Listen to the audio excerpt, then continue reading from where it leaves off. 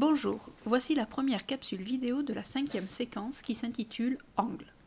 Dans cette vidéo, nous allons apprendre ce qu'est un angle, mais aussi comment on le marque sur une figure, comment on le nomme et quelle est sa nature.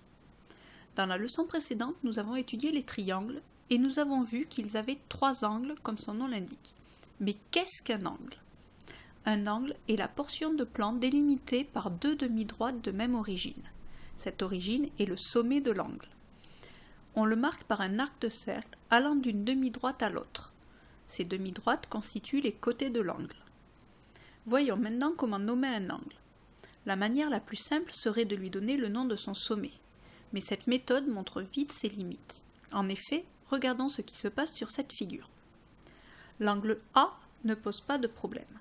En effet, il est ici. Essayons maintenant de marquer l'angle B. Un problème arrive. Quel angle B doit-on considérer? En effet, sur cette figure, il y a 3 angles de sommet B. Comment faire pour les différencier? Il suffit de nommer l'angle avec les 3 lettres du triangle en mettant le sommet au milieu.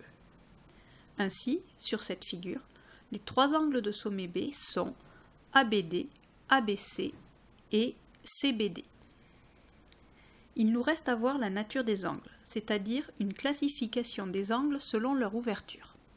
En effet, certains sont peu ouverts et d'autres au contraire sont très ouverts. Pour cela, nous allons les comparer à un angle que l'on connaît déjà, l'angle droit, qui mesure 90 degrés. Ceux qui sont plus petits que l'angle droit sont des angles aigus, et leur mesure est comprise entre 0 et 90 degrés.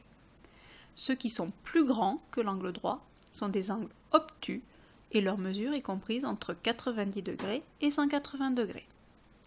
Enfin, l'angle plat, quand les 3 points sont alignés, mesure 180 degrés. Voilà, c'est tout pour aujourd'hui. À bientôt!